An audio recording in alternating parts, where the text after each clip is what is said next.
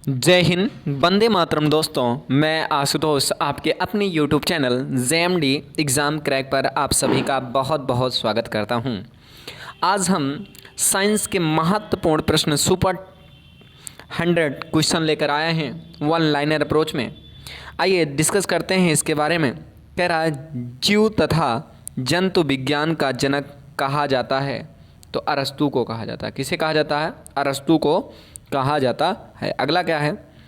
जीव विज्ञान शब्द का प्रयोग सर्वप्रथम किया था, तो लैमार्क ने और ट्रेविन्स ने किया था।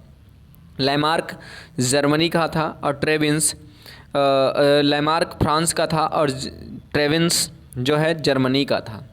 अगला प्रश्न है जैव विकास को सर्वप्रथम समझाया था, तो किसने समझाया था? लैमार्क ने समझाया था। अगला प्रश्न है चिकित्सा शास्त्र का जनक है हिप्पोक्रेटस।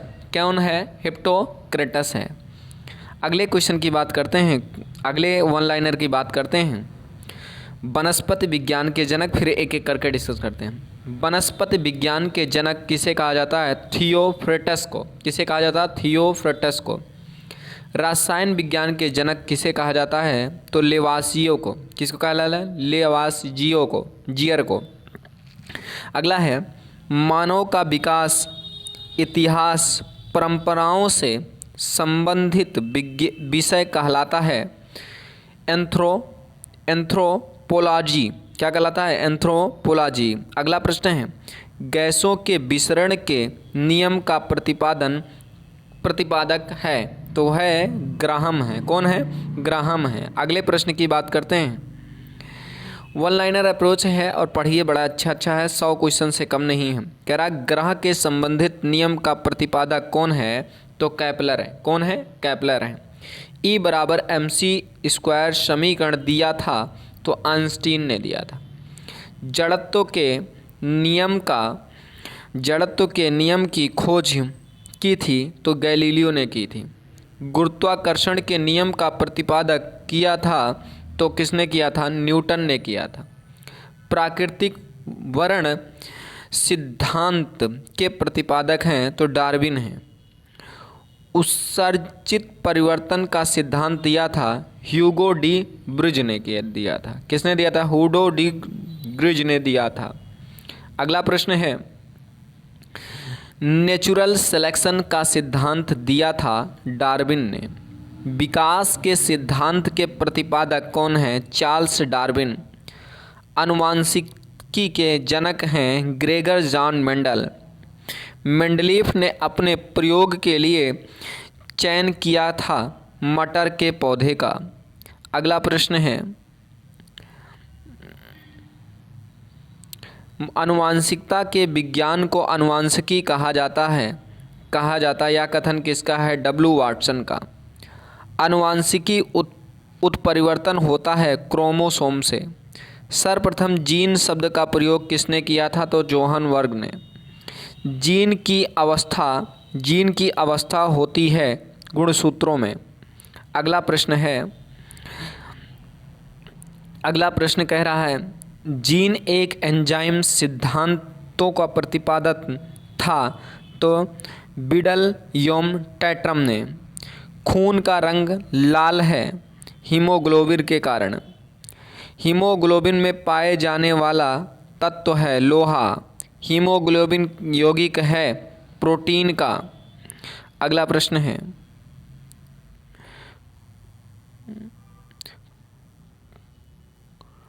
खून का थक्का नहीं जमता है हीमोग्लोबिन रोग से, नहीं जमता हीमोफीलिया रोग से।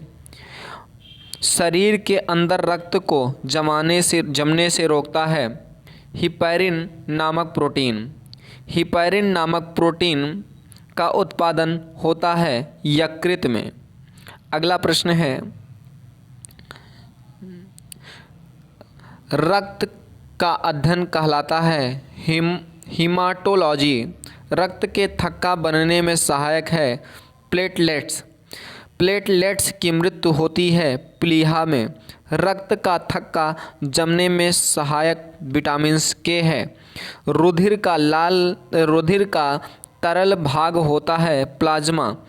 प्लाज्मा में जल का प्रतिशत होता है 90%।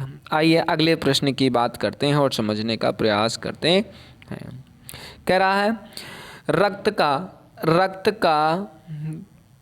का कितना प्रतिशत भाग प्लाज्मा होता है? 50%। पदार्थ की चतुर्थ अवस्था होती है प्लाज्मा।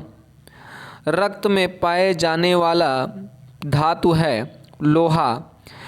ब्लड बैंक कहलाता है प्लीहा। उम्मीद करते हैं मेरी बात अच्छे से क्लियर हो रही होगी। आइए अगले क्वेश्चन की तरफ चलते हैं और समझने का प्रयास करते हैं एक एक करके आज के अगले प्रश्न के बारे में, और डिस्कस करते हैं अगले प्रश्नों के बारे में और समझने का प्रयास करते हैं। अगला प्रश्न है, कहा जाता है आरबीसी का कब्रगाह या शमशान कहा जाता है, तो प्लीहा को कहा जाता है। किसको कहा जाता है? प्लीहा को। ब्लड बैंक में रक्त को सुरक्षित रखा जाता है तो 40 फ़ारेनहाइट पर। रक्त समूह होते हैं A B C A B O. रक्त समूह की खोज की थी गोल्ड स्टेनर ने। सर्वदाता रक्त समूह है ओ।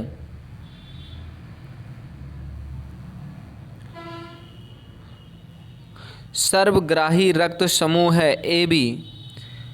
RH फैक्टर संबंधित है रक्त से। RH फैक्टर के खोजकर्ता लैंड स्टीनर या विनर हैं। रक्तचाप नियंत्रित होता है तो एड्रिनल ग्रंथि से। रक्त को शुद्ध करता है वृक्क करता है किडनी जिसे कहते हैं। रक्त के शुद्धिकरण की प्रक्रिया क्या कहलाती है? डायलिसिस कहलाती है। क्या कहलाती है? डायलिसिस कहलाती है। अगला प्रश्न है, मूत्र का निर्माण होता है वृक्क में। वृक्क का भार होता है 150 ग्राम। मानव गुर्दे में बनने वाली पथरी होती है कैल्शियम ऑक्सलेट की। रक्त का पीएच मान होता है 7.4। रक्त दाब मापने वाला यंत्र क्या है? स्फेग्नोमीटर। क्या है? स्फेग्नोमीटर। अगले प्रश्न की बात करते हैं और समझने का प्रयास करते हैं। अगला प्रश्न कह रहा है, सर्वप्रथम रक्त परिसंचरण तंत्र का अध्ययन किया जाता है विलियम हार्वे ने। शरीर से हृदय की ओर रक्त ले जाने वाली रक्तवाहिनियाँ कहलाती हैं सिरा कहलाती हैं। हृदय से शरीर की ओर रक्त ले जाने वाली रक्तवाहिनियाँ कहलाती हैं तो धमनी कहलाती है। आइए अगले प्रश्न के बाद बात करते हैं अगले प्रश्न के बारे में। हृदय की धड़कन का नियंत्रक है पेसमेकर। जराबिक सेवन है कृत्रिम हृदय। शरीर में ऑक्सीजन का परिवहन रक्त द्वारा होता है। पित्त होता है पीले हरे रंग का क्षारीय द्रव। पित्त का पीएच मान होता है 7.7। पित्त स्रावित होता है यकृत से। आइए अगले प्रश्न की बात करते हैं और समझने का प्रयास करते। कह रहा यकृत में भविष्य के लिए भंडारित होता है विटामिन ए। पित्त जमा होता है पित्ताशय में। हाइड्रोफोबिया रोग होता है कुत्ते के काटने से। हाइड्रोफोबिया रोग होता है विषाणुओं द्वारा। विषाणुओं की खोज किसने की थी? इबोनोवस्की ने। अगले प्रश्न की बात करते हैं और समझने का प्रयास करते हैं। विषाणुओं का अध्ययन वायरोलॉजी कहलाता है। रानीखेत बीमारी फैलती है वायरस के द्वारा। जंतुओं में होने वाली फुट एंड माउथ रोग होता है विषाणुओं के कारण। कवकों का अध्ययन कहलाता है माइकोलॉजी। शैवालों का अध्ययन कहलाता है फाइकोलॉजी। क्या कहलाता है? फाइकोलॉजी। एक बार फिर से समझते हैं इन सबको। फाइकोलॉजी के शैवालों का अध्ययन कहलाता है। शैवालों की कोशिका भित्ति बनी होती है सेल्यूलोज की। जीवाणु की खोज ल्यूमेनहॉक ने की थी। ध्वनि का वेग सर्वाधिक होता है ठोसों में। आइए अगले प्रश्न की बात करते हैं और समझने का प्रयास करते हैं अगले प्रश्न के बारे में। कह रहा है ध्वनि की गति धीमी होती है हवा में, ध्वनि की चाल होती है 760 मील प्रति घंटा। ताप बढ़ाने से ध्वनि की चाल बढ़ती है। वायु है गैसों का मिश्रण। वायु उदाहरण है गैसों का गैसों में विलयन से। हवा में ध्वनि का वेग होता है 332 मीटर प्रति सेकंड। अगले प्रश्न की बात करते हैं। ध्वनि की तीव्रता की इकाई है डेसिबल। हवा का वाष्पदाब होता है 14.4। प्रकाश वर्ष दूरी मात्रक है दूरी का। प्रकाश वर्ष बराबर होता है 9.46 × 10⁻12 किलोमीटर या 9.6 मीटर के करीब होता है। अगली बात करते हैं। दूरी मापने की सबसे बड़ी इकाई है पारसेक। जड़ों के रूपांतरण हैं मूली गाजर। तने का रूपांतरण है आलू प्याज। प्यूटरी ग्रंथि पाई जाती है मस्तिष्क में। मास्टर ग्रंथि कहलाती है प्यूडिट्रिक या पीयूष ग्रंथि में।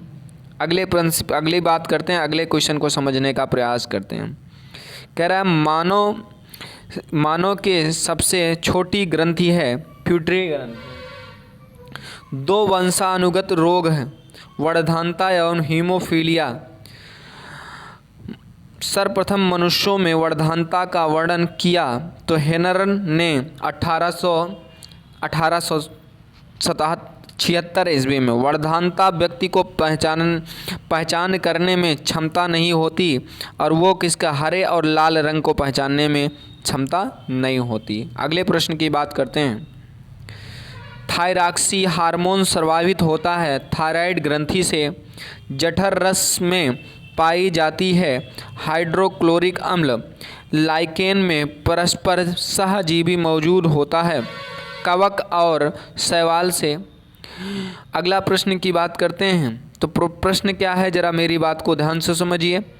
प्रोटीन का पाचन होता है छोटी आंत में। मनुष्य में पाचन प्रारंभ होता है मुख से। पचे भोजन का अवशोषण होता है छोटी आंत में। लार में पाए जाने वाला एंजाइम है टाइलिन नामक एंजाइम। डिबिया नामक हड्डी पाई जाती है टांग में। अगले प्रश्न की बात करते हैं और समझने का प्रयास करते हैं। मानव शरीर का वह अंग जिसमें हड्डियों की सर्वाधिक संख्या होती है उंगलियों में।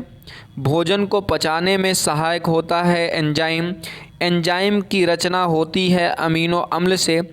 पाचन क्रिया में प्रोटीन बदल जाता है अमीनो अम्ल में। किस में बदल जाता है? अमीनो अम्ल में। अगला प्रश्न है। आहार नाल में स्टार्च के पाचन में अंतिम उत्पादक है माल्टोज। शरीर में अमीनो अम्ल की संख्या होती है 20। शरीर में ऊतकों का निर्माण होता है प्रोटीनों से। हड्डियों और आंतों के निर्माण के लिए आवश्यक तत्व है कैल्शियम और फास्फोरस। अगले प्रश्न की बात करते हैं और आज के अंतिम प्रश्न के बारे में।